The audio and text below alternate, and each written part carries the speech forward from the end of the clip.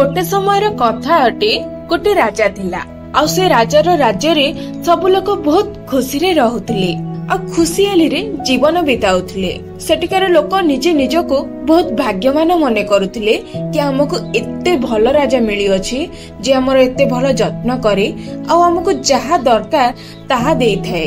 तो एकदा से राजाटे ए निष्पत्ति नेला कि से निजे निजर पूरा राज्य रे पदयात्रा करिवो आ से प्रत्येक गाँव लोकंक सह मिसिबो आ तांकर प्रॉब्लम सुनिबो आ ताको समाधान करिवो।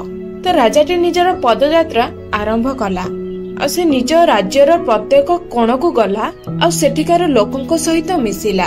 किंतु लोक माने ताको कहले कि हमको कोनोसी प्रकारर प्रॉब्लम बा कष्ट बा कोनोसी प्रकारर असुविधा ही नाही। राजा एहा सुनी करी बहुत खुशी हैला आ जेतेबेले तार पदयात्रा शेष हैला तो से निज महल को पुणी थरे फेरी आसिला। से बहुत खुशी थिला कि लोक माने को किछि भी असुविधा नाही। किंतु यात्रार फेरी आसीबा परे तार पाद जो थिला से बहुत जोरे कष्ट हेउथिला कारण राजार ये प्रथम लंबा पदयात्रा थिला।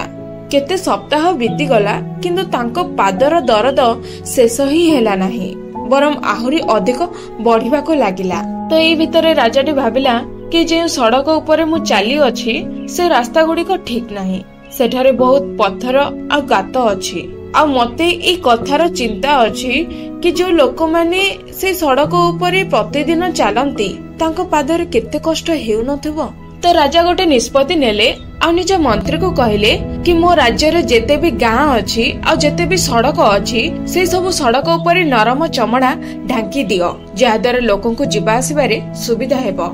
जेतेबेले राजांको मंत्री माने ई कथा सुनिले तो से आश्चर्य होई गले।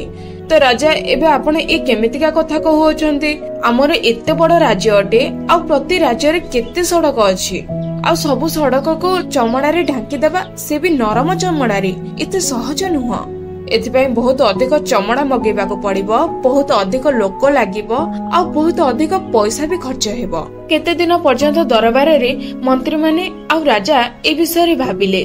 सेतेबेले गोटे लोक राजांको पाखकु आसे आ से राजांको कहे कि राजा साहब आपण प्रति सड़क को नरम चमड़ा रे ढांकीबा को कहउछंती एठारो तो भलो एया हबो कि आपण प्रति वर्ष नहले पुनी प्रति 5 वर्ष रे थरटिए आपणक राज्यर प्रत्येक व्यक्ति को नरम चमड़ार चप्पल दे दियंतु।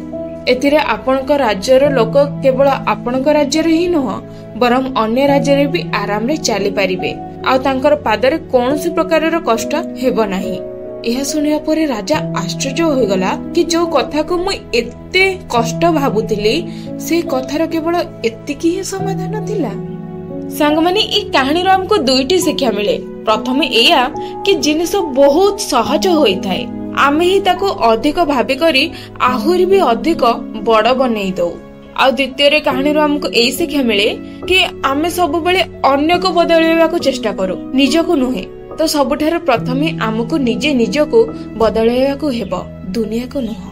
तो जदि आपण ए कहानी को आहुरी भी लोकन पाखक पठेबा को चाहंती तेबे ए वीडियो को लाइक करंतु जहाद्वारा यूट्यूब ए कहानी को आहुरी भी लोकन पाखक पठाओ। आ जदि हम कहानी भल लागिची आ किछि सिखिबा को मिलिची तेबे हम चैनल को सब्सक्राइब निश्चय करंतु कारण मु मिसुची आपणक सह नेक्स्ट कहानी रे।